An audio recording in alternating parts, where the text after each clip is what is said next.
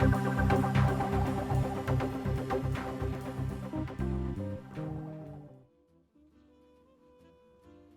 back, everybody, to the Growing Band Director podcast. This is episode number 63. I'm going to be meeting with Glenn Schneider here in a couple minutes about his wonderful service and website, musicmastery.band. This is a wonderful way for your students to be able to interact with other people, and it's a wonderful service. So we'll get into that shortly here, and I'm really excited to bring that to you. But beforehand, we're on a snow day here where I teach, and there's an opportunity for me to talk a little bit about managing an honor band. So I'll do so pretty quickly. I've managed upwards of 60 honor bands between jazz ensembles and concert bands throughout the state, as well as district region honor bands. And I have some things that I do that tend to work really well. So I wanted to share that with everybody. The reason it was on my mind is because today is supposed to be day one of honor band. And of course, it's a snow day. So we're going to have the wonderful one-day festival tomorrow. And it's funny because rule number one for me in managing honor band is get a fantastic conductor, get a fantastic teacher. I guess less conductor, more about the teacher aspect. You know, there are wonderful college teachers who do a great job, and a lot of times people forget about the wonderful high school directors who are in your area who have fantastic programs and would do a great job for your kids. So, you know, in our case, I chose Dean Neal, who teaches now at Nokomis Regional High School. And he's a fantastic teacher. If you haven't checked out, back from June, we did an episode called Singing with Your Band and all the stuff he does. And that helps his students over all these years. And so if you want to hear a little bit more from Dean, check out that episode. Also, we might be doing one tomorrow on the car ride down. We'll see how that goes. However, because we have Dean, you know, step one for me was done. Like, I chose a conductor I knew the kids would really be able to learn from and have a fantastic time with. And then from there, the step two is always help them select appropriate level music. Now, I know that seems basic, but if your gut thinks that the music is a little bit too hard, it's probably too hard. And nobody wants to go into an honor band and have the music be too hard. You know, so knowing where that sweet spot is, if you're new to the managing role, always make sure you find out the programs that worked in the past, especially the last few years, and then try to keep it around that same level. I've found that around here, if we have a push piece that's a symphonic piece, because it's a larger band of about 100, and most of the kids around here don't play in a band that large, it usually works if we do a push piece that's a symphonic work. For example, El Camino Real worked really well. I thought that was on the border of too hard, but it actually worked really, really well. So, you know, make sure that you are choosing music that's appropriate level. If you choose 4 pieces, make sure you have one that you know you can do without. For example, if you have a one-day festival, okay, we're obviously going to do 3 pieces now because we only have, you know, we have less hours to rehearse. So choose the right conductor, help them select appropriate level music, and be okay with saying, no, I think that's a little too hard, or, you know, maybe it's too heavy in this area, not heavy enough in that area. You want to respect the conductor. You want them to do what you want them to be able to select the music. However, you know, a good conductor will understand that you need to guide them as well. So very rarely is it the case that it's just the first program that they select is what we actually do. I think in this case with Dean, it was, even though I can't remember. So I'm not sure why I said that. All right. So help them select the music and then have it ready early. So a lot of people wait till auditions and then they order the music. That doesn't make much sense to me. I've always wanted to have the music stuffed in the folders or on Google Drive, like however your district does that, ready to go, so that when we have the auditions and the minute you have the results, you can send out the parts. You know, kids love having all the time with the music to practice it, and the directors find it helpful as well. You know, if you have a festival and it's 3 weeks before the festival and you haven't gotten the music yet, you know, you're not setting your kids up very well for success. So have it ready early and sent out and very clearly labeled what kids are playing, right? If it's a first, second part, make sure you circle 1 or 2 or so they know what they're supposed to be playing. Also, it's really helpful to make sure you're really organized with the percussion end of things. We're lucky here in my district now, we have somebody who's doing that. Haley Francor, shout out to you. You're doing a fantastic job on that. If you don't have somebody and you're doing it all together, just make sure you figure out what kids are going to play and label that on their part and communicate that to them so they prepare the correct stuff.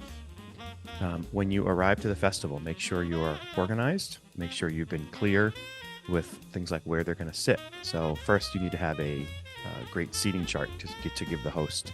So when you arrive, the host has had a chance to set up that seating chart. Most of you know about this website, but I bet you some of you don't. When I found out about this from Phil Edelman about 4 years ago, it rocked my world. So bgreco.net. bgreco.net is bgreco.net. And you can easily create these customizable PDFs of seating charts. So what you can do is in row, say you have 4 rows, you can put like, I have 10 in row 1, and I have 10 in row 2, and I have 20 in row 3, or whatever. And it immediately does one for you. And then you can click on edit labels, and then you can just start typing, right? You can start like piccolo, comp, enter, flute 1, enter. And then it will label each one for you. You can use kids' names, or you can use, their instrument number. And, I'm sure there's lots of other ways to do that are good methods. If you have one, please reach out to me at growingband.com and send me some more ideas on how to do that. This is one that works really well for us. And then you can just share it and save it and have it.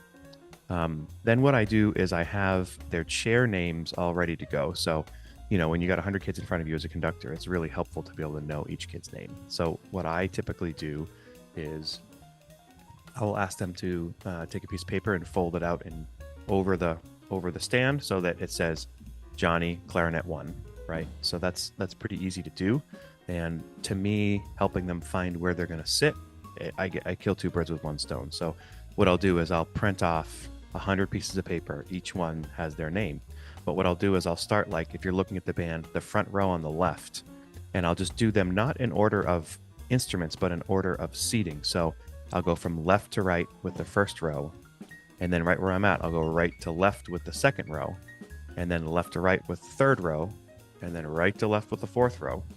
And then what that does is it allows me, when I have like 4 minutes to when I arrive there with my school and I need to get everybody a place to seat, I can just snake right through the band and easily put things down. And then the kids know exactly where they're going to sit. After that, when they sit down, I'll ask them to put it over their stand, and you're ready to go. So, make sure you have, scheduled things appropriately and there's enough rehearsal time and all that, and work with the host for that. But basically, those are the things that I do to make sure the kids have a great honor band experience. To me, it's a really hugely important part of your program, right? Region band, all state, whatever it is, all nationals, all Eastern, all whatever. Getting a great conductor is really, really the key. A great teacher, having them do correct music that works for the kids, making sure that it's ready early and that you're organized and you got your seating chart ready and your names on the chairs. Like those are my basic steps. So thanks for doing that. If you haven't managed before, I really think it's a wonderful thing to do. Not only are you able to make sure that the kids succeed in your region, but you're able to meet some people and you get to choose who comes in. So then say, okay, I'm going to choose Frank Battisti or whoever it is. You choose somebody who's right for your group in your area.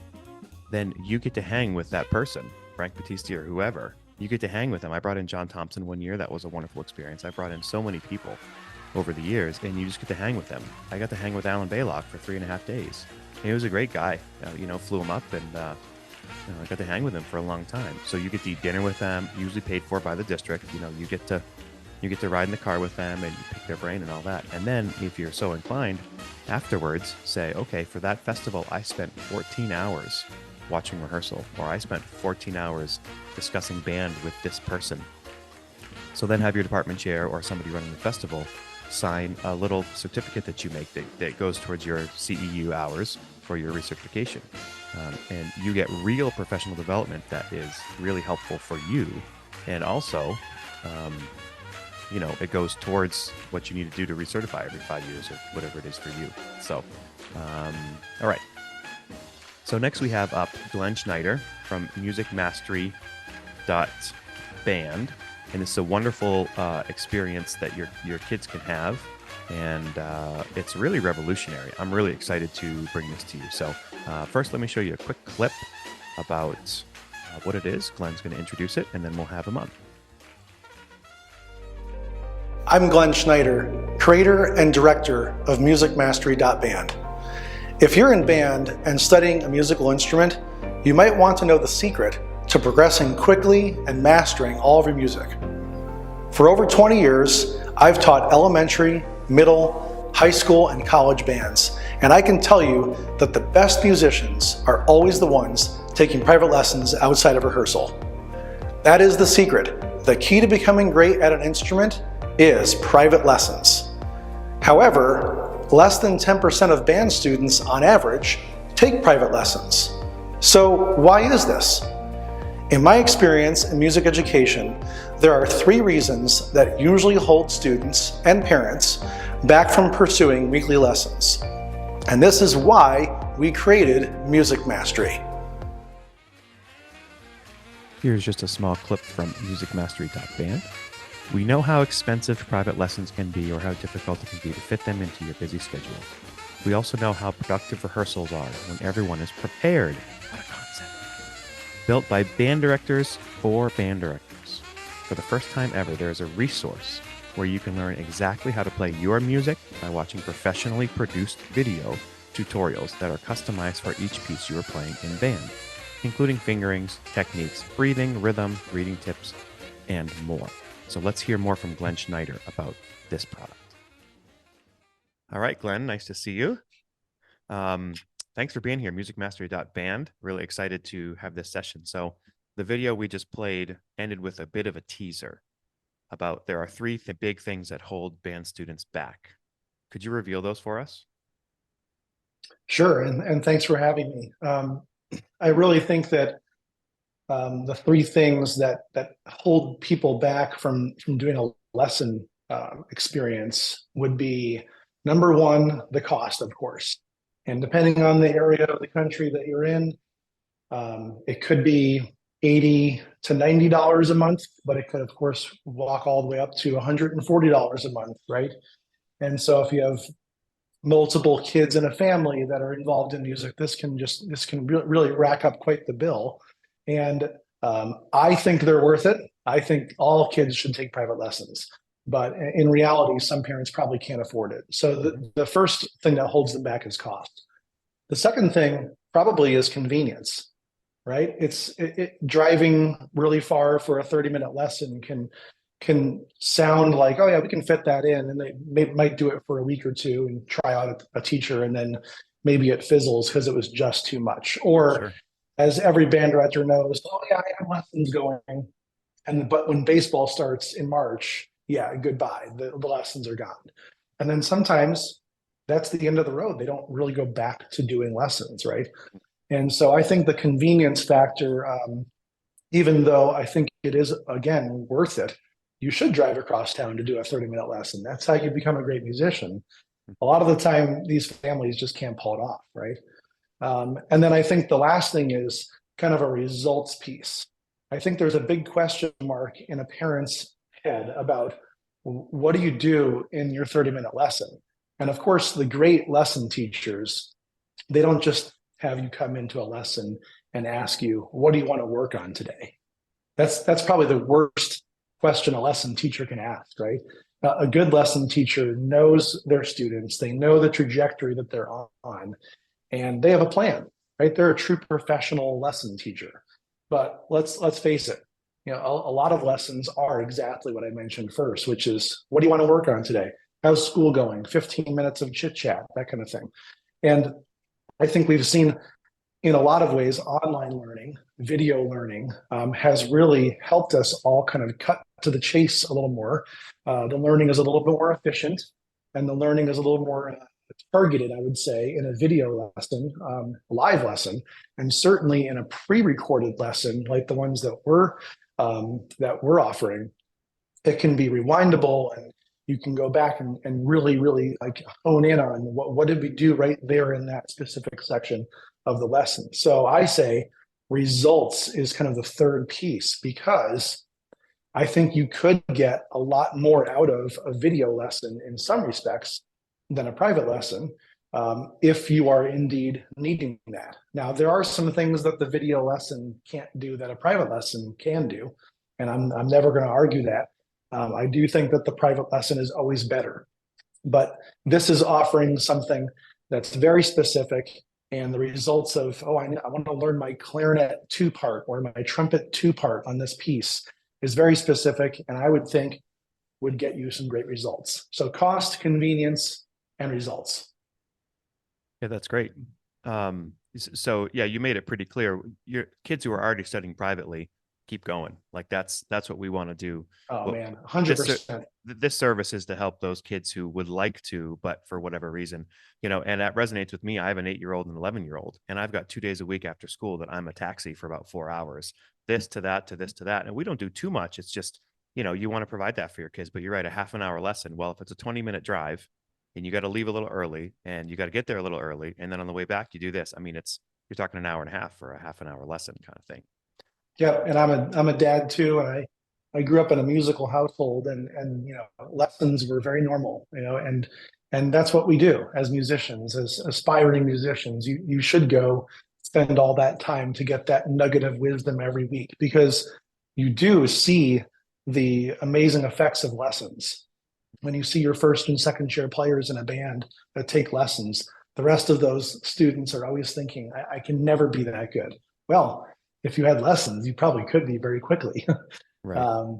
They're very worth it. And so, yeah, back to your point, it's definitely not a replacement for lessons. This is, in my opinion, if you take any band program across the US and you take all of that data and you look at how many kids take lessons, I'm guessing you're in the 10 to 15% rate of kids that take lessons versus those who don't. So what do you do with the rest of the 85 or 90%, right? Mm-hmm. Do you just always say, well, it's my responsibility as a band director to give them what I can? Realistic, of course, but probably not as effective as saying, who out there can help these kids, right? And so what we've provided and what we've built out is something for that other population of students. So we're really hoping that this is an addition to the supplementary lesson program. This is not going to replace it. Yeah, it's funny that it's so organized, and we're going to get into how it works and all that, and why I think it's so great. But I have a student who, after COVID, was studying with a horn professor, I think down in Miami or something, like this great horn professor from far away. And they're like, I don't really need to take it from somebody here. I can just go from anybody. And that sort of has opened up our eyes with that. One reason why I like it, I'm really into the people who are music educators specifically, and innovators. They have a skill set and they have a vision, and then they kind of go with that vision. And with them, they take all of their expertise, all of their experience in the classroom as music teachers, and then build something like you have that helps many, many people. I've interviewed John McAllister. I've interviewed, oh man, I can't think of everybody, all these people who just do all these great things. And it's just because they say, hey, I think there's a niche for this, and they want to do it. What I think is so brilliant is you're taking, okay, the student needs more instruction, right? You're taking the college student who needs experience teaching and needs to get their name out there as well. And then you're taking the band director who needs support. They need more help, more teachers, more ways for their students to do it. And you sort of created this collaborative arena for all three of those things to fit together. Yeah, and thanks for putting that together, because that is exactly how I see it and how I kind of dreamt it up. Being a band director for 21 years, you start to figure a couple of things out. And I think the biggest thing that you figure out after 21 years of teaching is that you can't do it by yourself, Mm-hmm. right? Teamwork and all that stuff. But how accessible is teamwork really for the band director, right? And how much work is it to build a network of lesson teachers that can come in and do sectionals, and volunteers in the community that can come in and give inspirational talks to kids? I mean, these are things that it sounds really easy. Yeah, just put together this 20-person team to build your band program. In reality, how many band directors even have the skills to do that, or even the network of people to even start doing that? And being that I've taught college as well, I taught 3 years of college at Wheaton College, part-time, teaching the band there.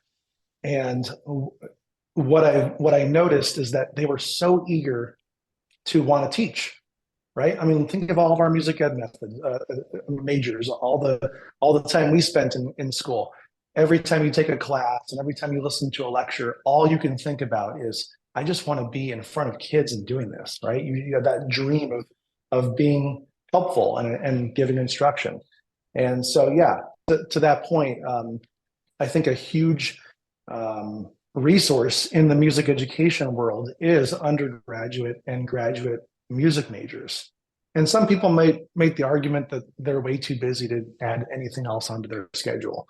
But I think a one-on-one lesson or a video lesson that takes 20 minutes to make in a practice room is very doable. And we pay our college students to do this service, right? That's why there's a membership cost. And I want to see music majors, music education majors especially, I want to see them making some extra cash on the side and saying, this is a legit job. This isn't just a project I worked on.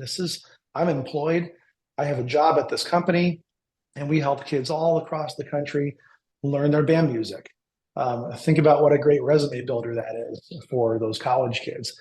And think about also the pressure that this takes off of the band director, right? And saying, I don't even have to call somebody and line something up and get a check cut from my secretary and fill out a W-9 and like all the stuff that really makes bringing people to you maybe a little more difficult. This is like, yeah, it's all over. All you have to do is encourage your students to sign up for this. And even if a few students from every program use this, think about what a residual effect that would have in those sections and the whole band. And then really the student, of course, so the college student, the band director, they're getting what they need and they're getting some more experience, they're getting some support. But then the student, of course, is getting like this very unique product where, and we can probably get into some of the comparisons later of other sites and other products that are available. But think about, a product like Smart Music, for instance. We're not trying to be Smart Music. We're not trying to compete with Smart Music. This is not Smart Music. This is show me how to play my clarinet 2-part, but I want to hear how you breathe on beat 4 before you come in on the end of 4 on that staccato 8th note. Smart Music could never do that, right? Because it's not built to do that. But this product is more about how do you become a musician? How do you approach the music? And so I think there's a lot of value that a student can gain from watching somebody explain how to play a piece of music. And my favorite thing about this is they're watching performance majors and education majors in college play their grade 2 trumpet 3-part. Like there's nothing better than listening to an amazing musician play easy repertoire. Because of course, as we know, if you put a piece of grade 1 snare drum music in front of me, I'm a percussionist. I'm not just going to flack through that piece and play it like I'm, bored. I'm going to make it nuanced and I'm going to put in my own creative musicianship into that. So when these college students who are really high level performers are playing your grade 2 band piece, I mean, they're getting the cream of the crop example of how that should really sound. And that was always what I wanted as a band director, right? Let's go down the line and listen to everyone play a part. And you're starting to say like, wow, that was a great performance because you crescendoed there. Or, wow, how did you phrase that really nicely there? Why did you breathe right there? And that's what they're going to be picking up on this. Probably can't pick up on those things if you don't have someone breaking it down and explaining it. So that's what we're trying to do here with that trifecta is the support for the band director. Maybe the rehearsals become more efficient because all this nuance is being explained in the videos.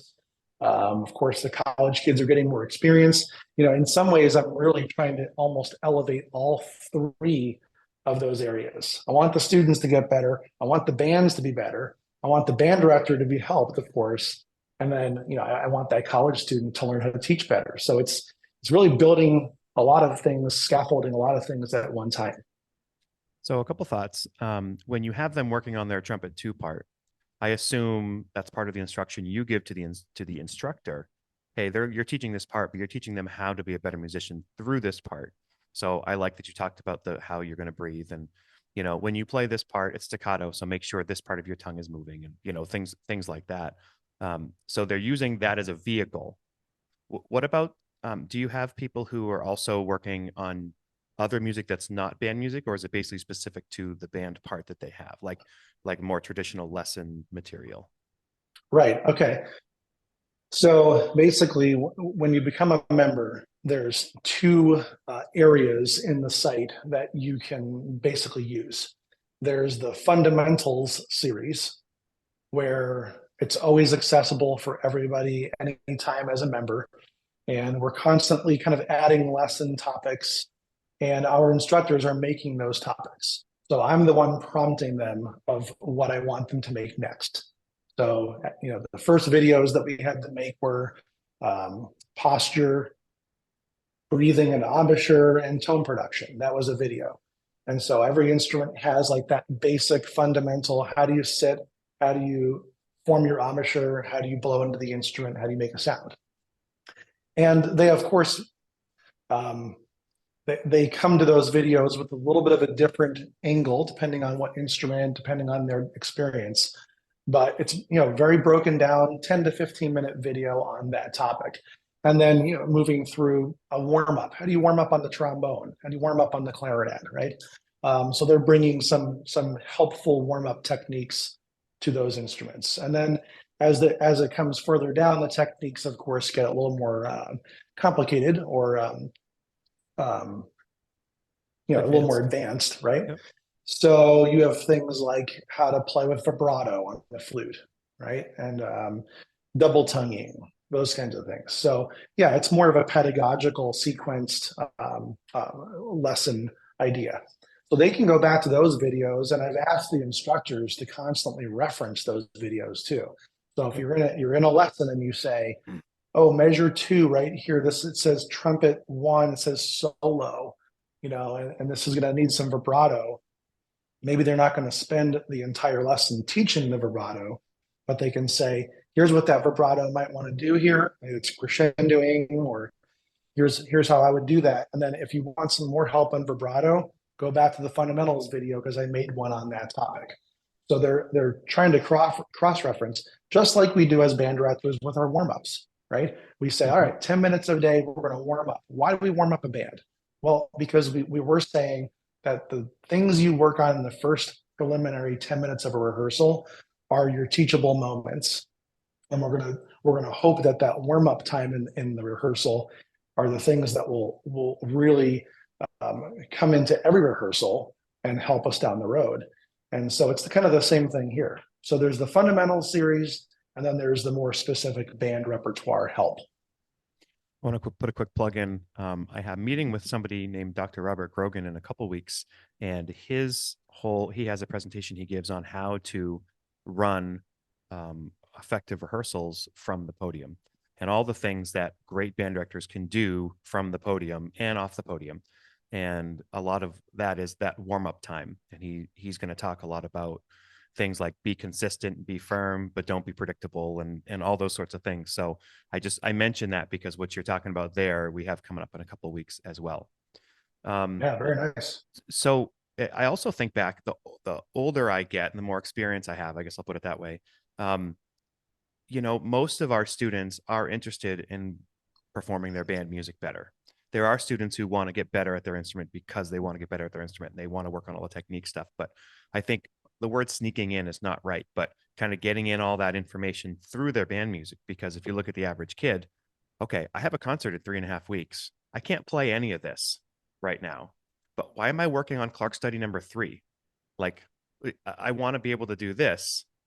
So the more and more I teach, the more I see the value of working on their part for the concert. And I think it's great that you can get in all the pedagogy that you can through that as well. Yeah, to that point, there's a really great article that H. Bob Reynolds wrote. I don't know, maybe 15, 20 years ago. Yeah, I think it was in one of the music educator journals, but it's titled "The Repertoire is the Curriculum." Hmm. The repertoire is the curriculum, and Kyle, I agree with you. You know, it's tough because sometimes the euphonium part or the bass clarinet part is, goose eggs for 18 measures and then some rests, right? And then the other parts are much more advanced or challenging. And you could say, well, that student might not be able to learn curricularly or pedagogically what this student can from their band music, right? And I agree 100% with that. And it's why it's important to pick great music and not only just listen to the music, but look at the score, look at the parts, but like literally lay the parts out on the desk and say, like, my baritone player is going to get that piece and play it for 4 months. I don't know if this piece is right for me. It might be a great piece. It might be phenomenal, but is this the right piece for my band and my students right now? Maybe not, And because the and piece might be amazing, but does it serve the needs of the kids? And do the parts serve the needs? and the fact that you're talking about looking at the parts, I was taught by Dale Perkins a long time ago. A lot of band directors come, he has a music store where you can just go through all the charts and all that. And people look at the scores, and we all look at scores. But you're right, looking at the individual parts, he says you see what the kids see. And then how many times have we looked at the parts and just for that reason, we're like, oh, I don't actually have a mallet player who can do all this. Or, Right. oh, we need two and I don't have two bodies. Or my baritone saxophone player is my best player and this is all whole notes, right? So Yeah. that people looking at the parts is so important and planning ahead. I'm somebody who's really into programming about a year ahead of time. When I do a concert that next week, I'll program that same concert the year after. Now, of course, it's going to change, but that whole planning process, you're not in a rush to go, okay, we're starting rehearsal in 20 minutes. I don't know what we're going to play. Let's do it now. Another plug, I didn't plan this at all, but in a couple of weeks, I'm meeting with Onsby Rose, who has a clinic. He's a composer and a teacher, a band director, and he has a clinic that he's doing at Iowa Allstate, or no, Iowa Music Educators, all about programming for success. And I'm sure these are a lot of things that we're going to talk about as Yeah, it's well. one of my passions actually, is repertoire planning. I mean, I love to talk about band repertoire, and I've been lucky enough to work with some amazing programmers, I would call them, like just people that are really gifted in picking music. I mean, that Like that who? is, well, Can you? the one that I can really think of, that comes to my mind when I talk about this is Margene Pappas. I taught Mhm. with Margene Pappas at Oswego High School for about 6 or 7 years, and she always created these amazing concerts. And she played more repertoire with her bands than typical band directors because she wasn't afraid to pair a grade 5 with a grade 2, right? And most high school directors, and we could talk about middle school as well, but high school directors, they're trying to play something like a 3-piece set, right? And it's, I need to play a lyrical selection and maybe a transcription and maybe some sort of overture for band or some sort of, a specific band repertoire piece. And Mhm. they've got some formulas baked in there, but a lot of what they don't consider is the audience, right? Like, is the audience even going to enjoy this? And what I loved about Margene was that she really thought about the audience and the parents and the community. Because if the parents don't like the music at the concerts, I mean, should that really matter? No. But does it matter? Yes. Yes. If the parents love the concerts, they want their kids to be in band. They want to pay for private lessons. They want to support you, right? So you can't just always be playing all this esoteric band rep that doesn't really connect to your community. And there's a place to go to festival and there's a place to have a hometown concert and all those ideas. Yeah. But I really think that programming um, is important. And you mentioned a year out. I teach a class at Vandercook that talks about programming a year out, and we have Wonderful. spreadsheets, and Yeah. essentially we break it all the way down to what you're going to teach week by week by week based on your repertoire. But we don't start saying I'm going to play one piece in E flat and one piece in A flat, and I'm going to play one piece in 6/8. We start with the repertoire. What do you want to play? And then we go into the score study and we say, what are these pieces in combination with each other? What are they doing for you? Wait, maybe you should move that piece to the next concert cycle, Hmm. because did you know you had four pieces in the key of B flat? Oh my gosh, Right. I never even thought about that. Or C minor. Right? Yeah, Yeah. and it happens, and that's what I think about when I go to band concerts. Is I go, oh, those are three great pieces, but they're all in C minor, right? For instance, Yep. and then you say that to the band director, hey, did you know all three pieces were in C minor? And they worked on the pieces for 4 months. They go, Oh, oh my gosh, yeah, you're right. And and we've all the, been there. oh, I have been there. We have all been there. And it's not like, oops. It's like, why didn't I even, what am I doing? Right? You just want to quit, right? Yeah. And um, planning really far out is so important. So I agree with you. So you mentioned the name Margine Pappas, and I knew her name from somewhere. She's one of these people that that it stuck with me. So I just pulled up because one of the pieces we worked on a number of years ago was called Sola Sane by Hazo, right? So that's where I learned it from. So as she was retiring, hold on, I'm reading this right now. Um, Winners I aren't can in tell it the for story, man. I was at the premiere. let's I was, let's do it. I'm just going to say the phrase that turning on the band room lights every morning for 37 years was her passion. so Sam Hazo, I knew Sam Hazo because I went to Duquesne University and he also went there. So I had met Sam Hazo back in the late 90s when he was just getting started as a composer. Then I came out to Oswego, started teaching there, and Margine was looking to have a piece for her last concert, commissioned, and the boosters helped out and things like that. And she contacted Sam Hazo. She loved his music, and so this was a really neat little marriage of my worlds. So starts writing this piece for her, and the piece is just a great reflection of Margine. It's reflective and lyrical, but then it has all that really cool Celtic and Irish drumming and flute and woodwind flourishes. Um, It's the but ballad that the ballad that percussionists like. oh, it's killer. And as a Yeah. percussionist, I'm like, Yeah. just wait for it, guys. This Just is play going to the be a middle, good just one, play the right? middle over and over again. Yeah, it's great. And of course Sam Hazo is a percussionist, and he Yep. he throws it all in there. So the thing that's cool though is I've done that piece so many times. I can't even count now. Probably 10. I've done it with the Wheaton College Band. I've done it with high school bands. I've done it with a freshman band. I've done it with a top type band. Like it works at so many different levels. That's a great piece that kids love. It's also a piece that audiences love. Hmm. It's also a technical piece, right? It's got a lot of fun technique in there. It's a piece that kids just like working on. And I think we were getting to the point in the conversation earlier about, programming and why do you program things? Who are great programmers?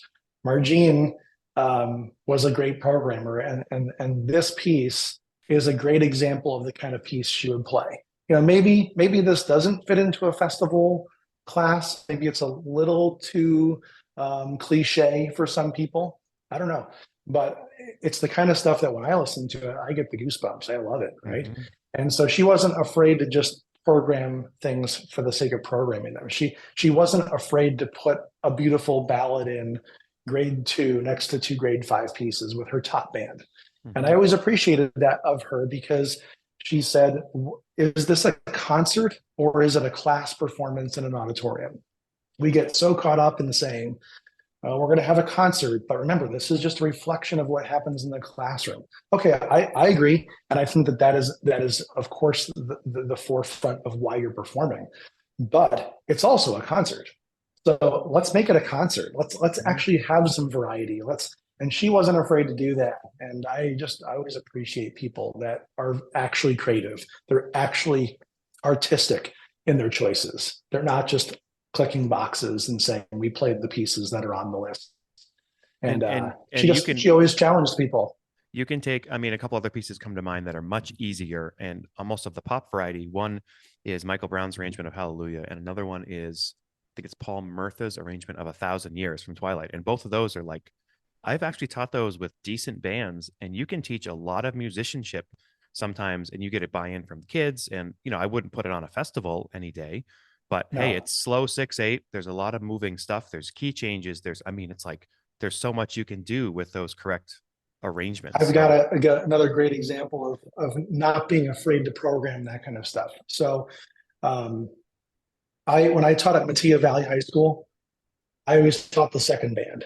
I was like, the main director of that band. We usually would share some conducting between the bands, but that was my group, the second band. And the second band's an interesting animal sometimes, Mm-hmm. right? Like you could have years where it appears that the kids are having a great year and the kids love band, and then a bunch of kids decide to quit, and you're like, what's going on here? And there are always those kids that they love music, they're kind of good at their instrument, but they're not quite good enough to make it into the top band. Their motivations are kind of all over the map. But what's the time of the year that students start making decisions about quitting? Right now. Well, January. Yeah, Yeah. this is it. We're right there. So what kind of music do you play in January? The hard festival Nelly stuff. Bell, all the hard crap, right? All Yeah. the stuff that they're like, the kids are looking at you in rehearsal going like, I'm with you because I love you, Mr. Band Director. I'm with you always, but like, I kind of don't like this piece, right? And if you have 3 or 4 of those pieces and you're playing them for 4 months in a row, getting ready for that March or April season concert, and then it's winter, and the counselors are saying, make sure you have this in your schedule. It can be a very easy decision for them to say, you know what, like band just isn't doing it for me right now. Well, I started being very intentional about that. I would program pops type, quote unquote, pops music right into that March concert, so that in the month of January, a good example is one of my favorite pieces. There's a Tokyo Kosai arrangement of Super Mario Brothers, and it's hard. It's super hard. I mean, it's kind of a professional level pops arrangement written for Tokyo Kosai. Well, I found an arrangement of it. I got it. I passed it out, and we would always work on it when I programmed that in January. The first year I did that, it was kind of one of those pieces that I said, we're only going to rehearse this on Thursdays or Fridays, by the way, so don't get too excited. Well, they couldn't wait for Thursday or Friday. And I'm sorry, but playing all those Super Mario Brothers licks, man, that stuff is not easy for percussion all the way up through flute. And there were years when I did Super Mario Brothers in January. My other music colleagues were thinking, man, this is like not really legit to be doing this kind of music right now. But my retention was through the roof. Out of like 0 kids not continuing, or 1 maybe, like because they were walking into class going, you know what, I dig the music. I dig the music. So. Yeah, well, I do something very similar as well. Many years I've done, well, so I do a first week of February concert. We did a middle December concert, and then we do a February concert, and then an end of March concert. So I might have to underprogram just a little bit in March, but that allows me to do twice as much music. And in that first week of February, I'll either host a college and we do a combined piece with them, or a lot of times I'll do a movie concert where you're right, I'm doing all pops stuff that's movie, but it's good arrangements and good music. And then I'll have kids custom do like iMovies that has from the original movies that you play over the band that fits with the arrangement you're doing. And the parents love it, kids love it. And you're right, it's that time of year. Man, we're kindred spirits. Love it. Oh, another piece that's in that crack for band kids is The Incredibles, that Jay Bocook arrangement. That's one of those. I know it. Yep, man. I know it. Back to Sola Sine. The only thing I found that stops me from doing that piece is if I don't have good soloists in the woodwinds, because that opening part that has the, what is it, piccolo, flute, is it oboe, bass, clarinet, bass clarinet. Like yeah. I found if my kids are weak there, I won't do the piece. But such a great piece of music. Translates to yesterday's joy. Yep, it's one of my favorites. Yep, thanks for bringing it up. Yeah. All right, let's go back to your site. So let's walk through this. What say a parent or say band directors who are listening to this want to present this to their kids. What does it look like from a kids and a family standpoint, from the beginning to when they're using it? Yeah, so it's pretty simple, really. So if people like what they see on the site, they're intrigued, they can get some information on the site. Once they become a member, they are, kind of going back to the 2 parts of the site. They are either looking through the fundamentals videos and able to, get a lot out of those basics videos that the instructors have already made, or they are requesting lessons to be made for their music. So if I'm playing the trombone 2 part, on a piece of music, I can request a lesson on that. And then the college student is going to make probably between a 10 to 20-minute lesson on that part. And, those lessons stay with the kid in their little library. And as they stay with the program more, that library grows. But what they really get out of it is this breakdown of the piece. The video themselves, and by the way, you can see a lot of examples of these videos at our YouTube channel. Go to YouTube and search Music Mastery Band or Music Mastery Band. You'll find it right away. But we've got tons of examples up there already. I think there's over 80 videos now on the YouTube channel showing you what the fundamentals videos look like, what the repertoire videos look like. And so you'll notice that the instructor will always start out with a playthrough of the piece, and they'll count the rests. They'll go all the way from the beginning to the end measure and make sure the student can see what it's like to watch a person. Again, my example before, what does it look like and sound like and feel like to watch someone come in on an entrance, right? It's kind of cool to break that down.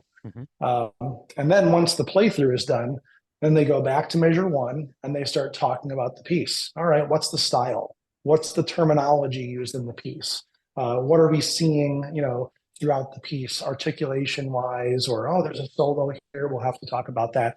Basically a walkthrough of the piece. And then they go phrase by phrase, breaking everything down. Here's how I would do that. Here's where you might want to breathe. This rhythm is awfully tricky. Here's how it sounds. You might want to play this rhythm on a static note. And then here's how to add the notes in, right? Or here's how to slow down a run on the flute. This is really going to be, quite a 16th note passage here.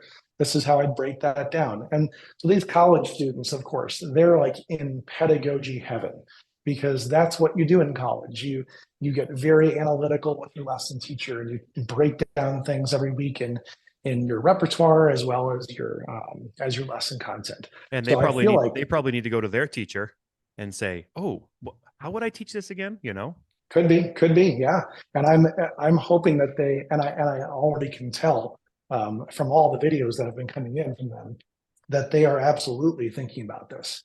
I mean, the students I chose were very recommended and very vetted. I interviewed all of them. I really got to know them about their experience, their ideas about music. So these college students are just rock stars. So to have this caliber of a player breaking down the parts and showing your students how to play, again, that, trombone 2-part, whatever, you're getting a lot in a little bit of time. A trombone player is not only going to get the sound, but like, oh, we have to slur here. Oh, this is what slurring on the trombone sounds like. Yeah. Your band director probably told you this, but this is how you actually do it, right? There's going to be a lot of pedagogy being thrown at them. And my favorite part about this is you can rewind. You can go back and watch that guy play that thing over and over and over again. I think that's what's so different about lessons. Like, how much does a lesson teacher cover in 30 minutes? A lot. But what if the kid forgets 20 or 30 or 40, 50% of the lesson because Which they do. It was just so much fun, right? Yeah. Like, oh, we did, like, your kid gets in the car. What'd you work on? I don't know. Oh my gosh, a lot. Yeah, I don't know. Yeah, I don't know. Because it's kind of more of an osmosis experience, right? This is more very objective experience. I can go back and analyze it over and over and over again. So that's what they're really getting, is they're getting the playthrough and they're getting the breakdown of the piece. And this is not musicmastery.com. This is musicmastery.band. People have to be careful. We have our awesome URL, musicmastery.band. That's wonderful. If you go to musicmastery.com, it's a whole different deal. Yeah. Yeah.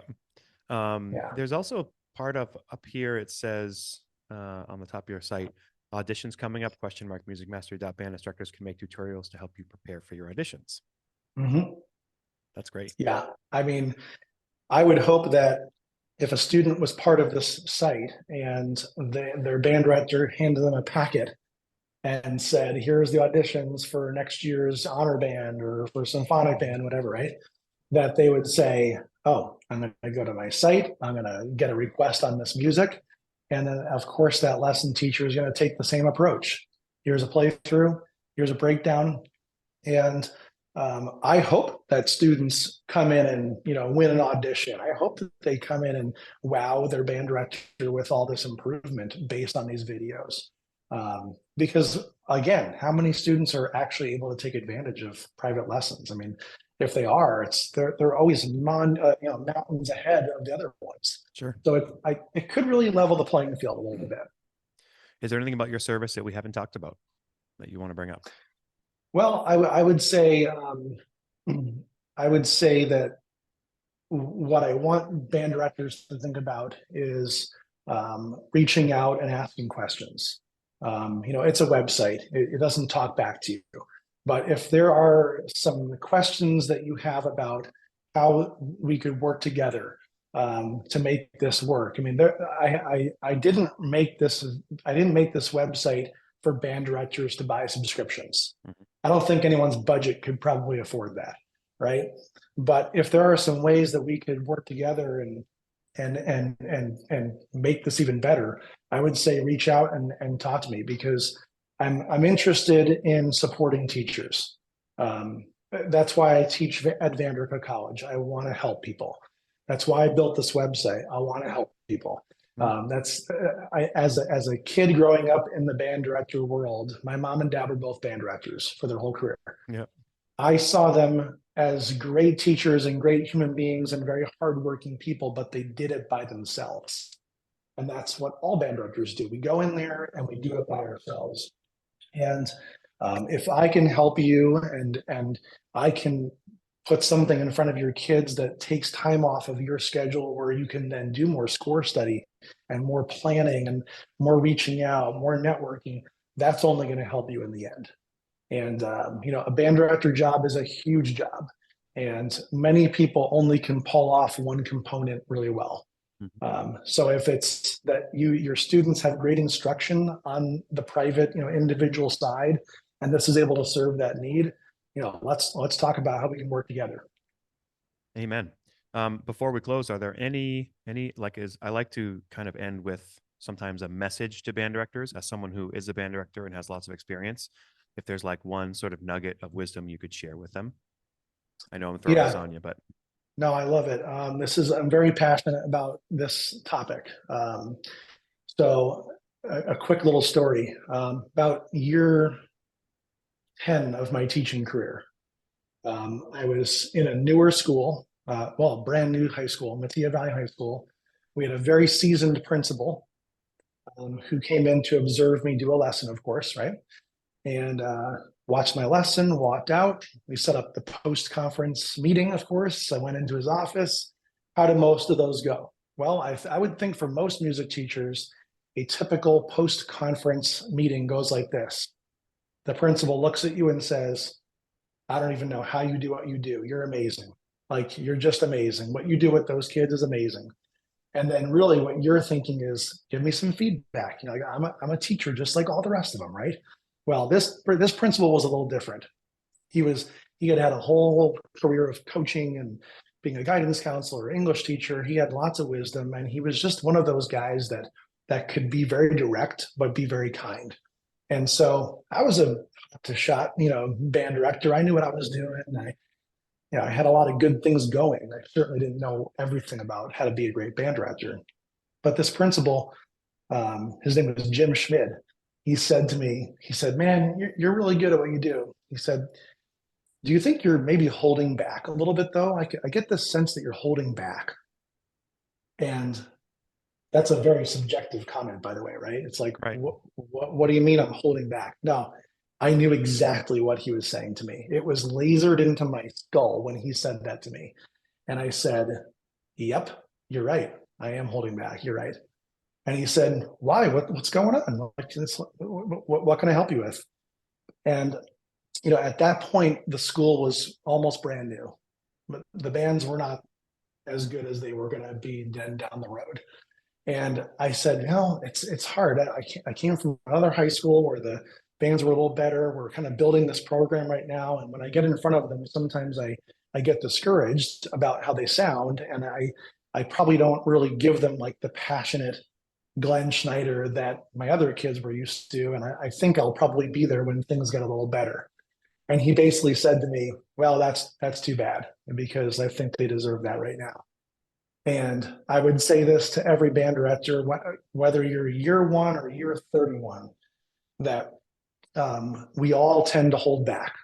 We all tend to not program a piece that we want to program because of what someone might think. We all think that we, probably should say this to the kids, but it's going to hurt their feelings, or maybe being genuine or raw in a rehearsal. Let me tell you a really sad story that really helped me in my life as a musician. I'll get to it at some point, and we never do, right? Or how about a goal like, I kind of think I should go back and get my master's in music ed or something, but maybe next year, maybe. And we're always putting it off, right? But I would say to everybody that you probably have a lot more energy and a lot more skill and a lot more talent than you think you do on a daily basis. And don't hold back, because your kids deserve the best of you. So that's, I took that comment from my principal, and what it did for me in my career was it was kind of like a trampoline. It was this huge rebound. And from that day on, I tell you what, man, I was double on fire. So I really appreciated that he said that. And hopefully the comment of don't hold back can be of help to you. That's wonderful. Thanks for making the time to meet today. Well, thanks.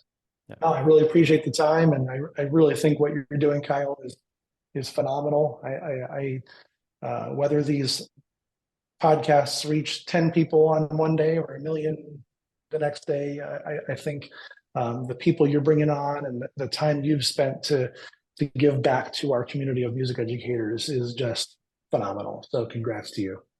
Thanks very much. Thanks.